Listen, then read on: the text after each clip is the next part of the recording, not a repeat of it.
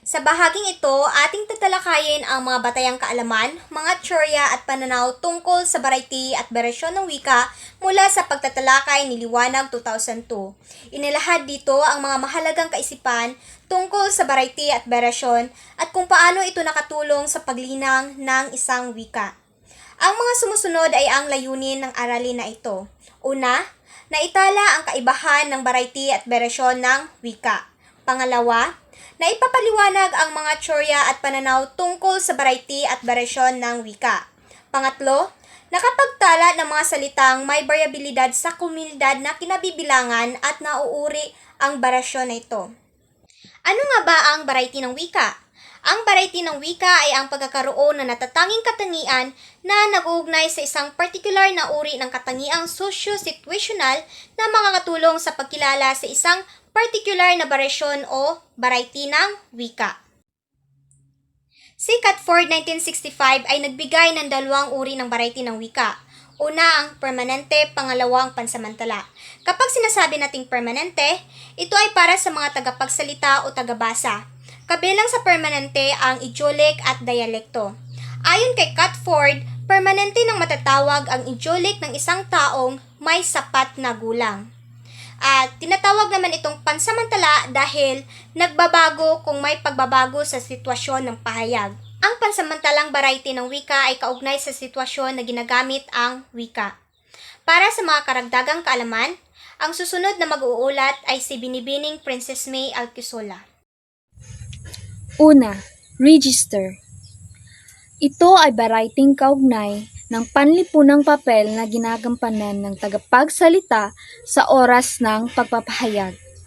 Halimbawa, siyentipikong register, panrelihiyong register, at pang-akademikong register.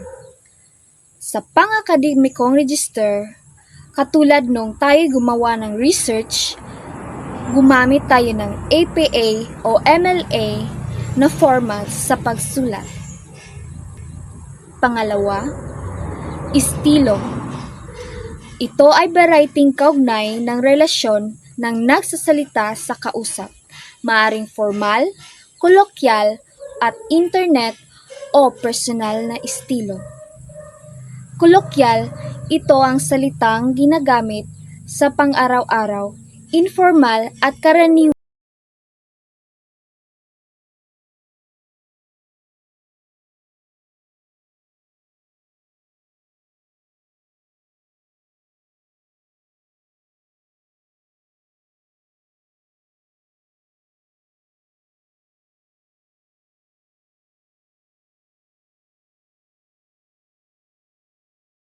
Katulad ng pasalita o pasulat.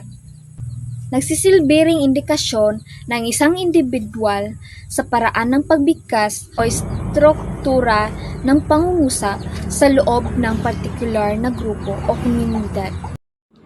Ang beresyon ng wika o isang pangkatwika o speech community ay makikita sa pamamagitan ng mga taong bumubuo rito. Pakikipagkomunikasyon ng tao. May mga dahilan ang pakikipagkomunikasyon ng tao. Una, pangangailangang makisalamuha o makahalubilo. Bukod pa sa daan ng komunikasyon upang ganap na makilala ang sarili sa isang tao. Nagsisilbi rin itong daluyan upang matagpuan nito ang mga bagay na may kaugnayan sa kanyang buhay na hinaharap. Pangalawa, pangangailangan upang makilala ang sarili.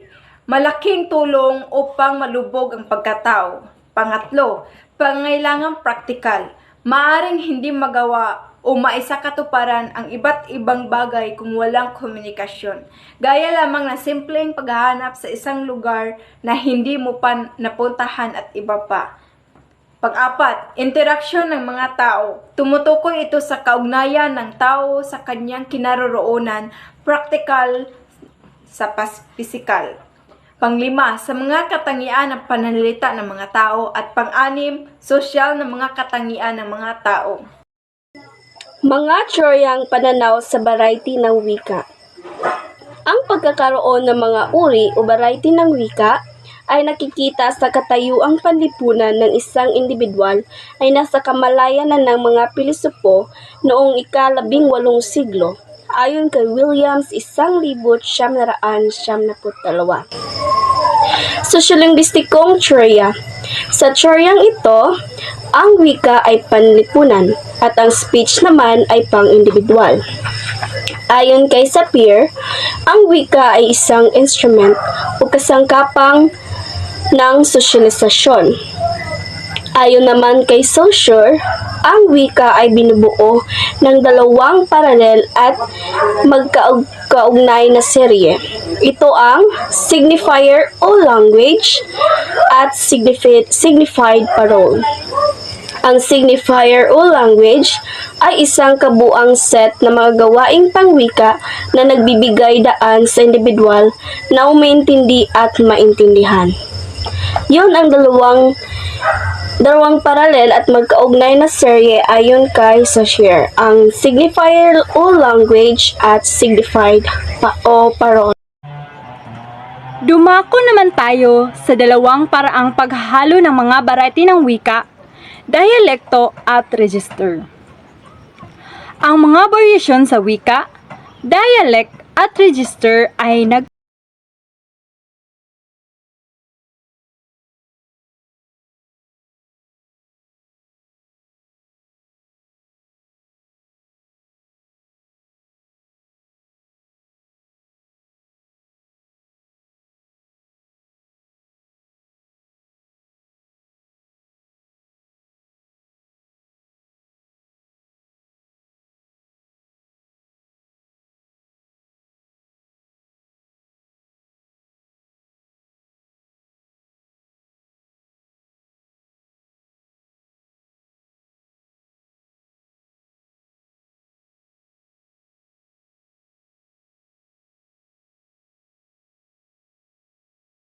ibang pagkakataon o sitwasyon. Halimbawa, magandang morning guys! Pangalawang halimbawa, oh, how ganda naman our teacher! Ang code switching naman ay may tatlong uri. Una ay ang metaphorical code switching, conversational code switching, at situational code switching. Ang conversational code switching ay tawag sa kung saan ang nagsasalita ay gumagamit sa iba't ibang variety o code sa iisang pagkakataon. Halimbawa ng conversational code switching. Hoy! Nagets mo ba ang text ko? Pangalawang halimbawa. It's so hard naman to make pila-pila here. Next is ang situational code switching. Ang situational code switching ay nakadepende sa pagbabago ng code, ang pagbabago ng sitwasyon sa kinalalagyan ng nagsasalita. Halimbawa na sa isang bus na ang konduktor ay ginagamit niya ang wika ng taong galing sa lugar na sumasakay ng kanyang boss. Sunod naman ang panghihiram o borrow. Ang ibang salita ay higit pang may mga salita at hinihiram mula sa isang variety tungo sa isa pang variety dahil walang katumbas ang mga ito sa variety ginagamit ng mananalita. Teoryang akomodasyon. Tinatalakay sa teoryang ito ni Howard Gills 1973 ang linguistic convergence at linguistic divergence. Ito ay nagmula sa teoryang na second language acquisition. Linguistic convergence. Sinasabi na nagkakaroon ng tendensya na gumagaya o bumagay sa pagsasalita ng kausap para bigyang halaga ang pakikiisa, pakikilahok, pakikipagpalayang loob, pakikisama o pagmamalaki sa pagiging kabilang sa grupo. Ang linguistic divergence naman ay sinasabing pilit nating iniiba o pilit tayong di nakikiisa o kaya'y iginigiit natin ang sariling nating kakayahan at identidad. Tinatalakay din dito ang interference phenomenon at interlanguage. Interference phenomenon tumatalakay sa impluwensya ng unang wika sa pangalawang wika.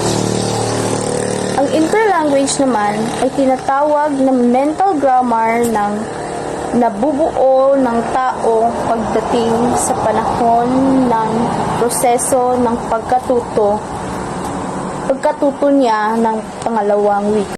Kailanman ang lahi, relihiyon, at grupong kinabibilangan ng isang tao ay hindi nakakataas sa larangan ng wika. Sapagkat lahat ay isinilang ng may wika. Ang tanging tunguhin kaya tayo nagsasalita ay unawain ang iba at tayo naman ay maunawaan nila. At para naman sa ating pagsasanay, kumuha kayo ng papel para sa ating gawain.